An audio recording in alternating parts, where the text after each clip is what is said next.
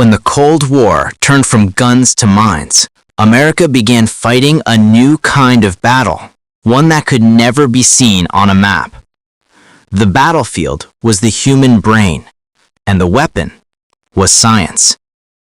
Welcome to the hidden chapter of MK Ultra, where the CIA didn't just want to know what people were thinking, they wanted to control what people were thinking.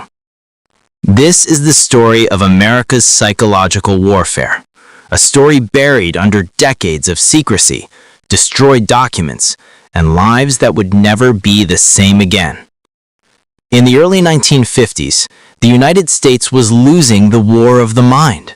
Reports from Korea described American POWs confessing to crimes they hadn't committed, praising communism on camera, and denouncing their own country. Washington panicked. Were the Soviets using some kind of mind control technology? Did China discover a way to reprogram human thoughts? The CIA was convinced they had to catch up or be left behind.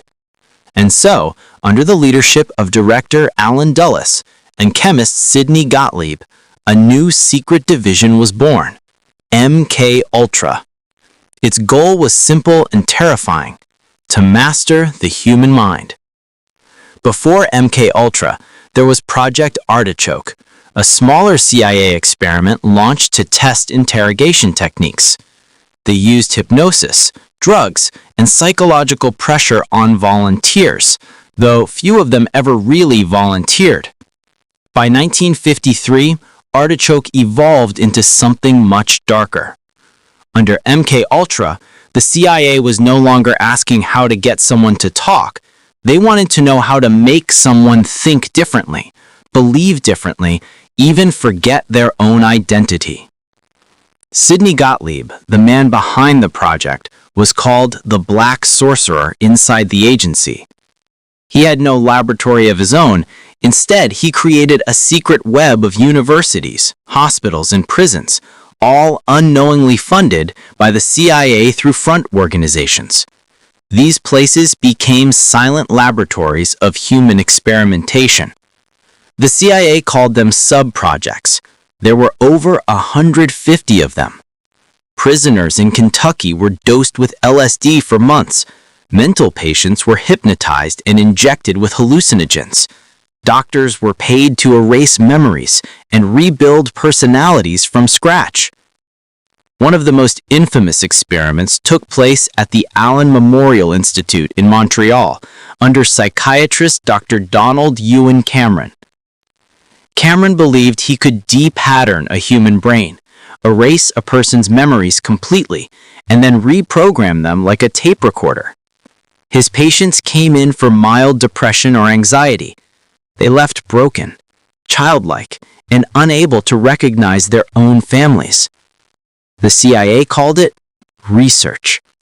The victims called it hell. LSD, lysergic acid diethylamide, became the heart of MK Ultra. Sidney Gottlieb believed it could be used to control or open the human mind. CIA agents, soldiers, and even unsuspecting civilians were given LSD without their knowledge. They wanted to see if a dose of acid could make a man spill his secrets or question reality itself. At a CIA safe house in San Francisco, prostitutes were hired to lure men inside, where hidden cameras captured every moment. The experiment was called Operation Midnight Climax, the bizarre offspring of espionage and psychosis. Behind one-way mirrors, agents watched the chaos unfold while drinking martinis. They were trying to learn how to weaponize pleasure, fear, and confusion. No one asked about consent. No one asked about consequences. In 1953, a man named Dr. Frank Olson, a civilian scientist working with the CIA, attended a retreat with other MK Ultra researchers. There, without his knowledge, he was secretly given LSD.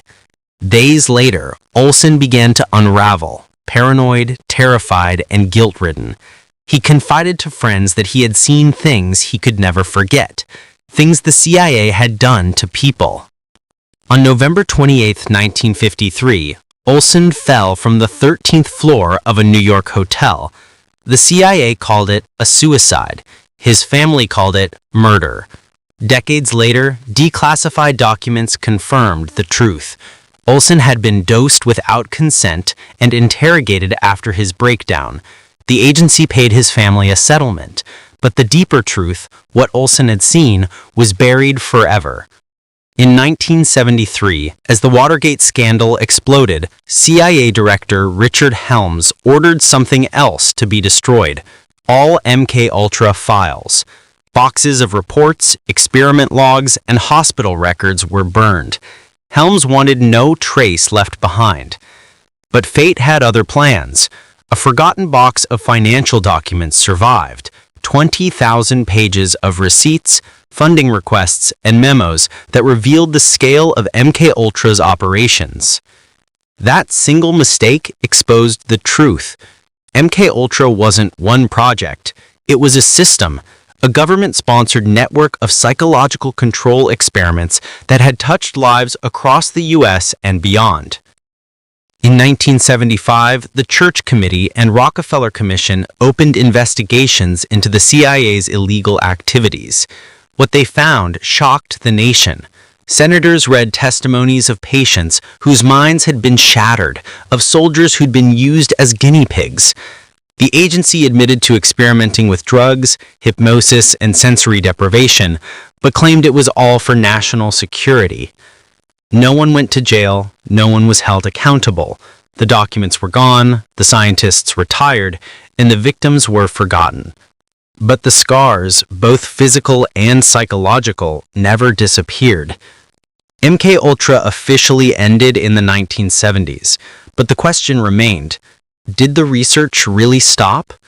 In modern warfare, psychological manipulation, disinformation, and behavioral programming have become standard tools.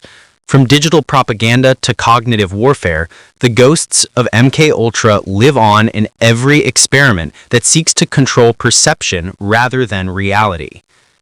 Today, when we scroll through social media or see algorithms shaping our thoughts, it's worth asking, have we truly escaped the age of mind control, or just replaced it with a smarter version?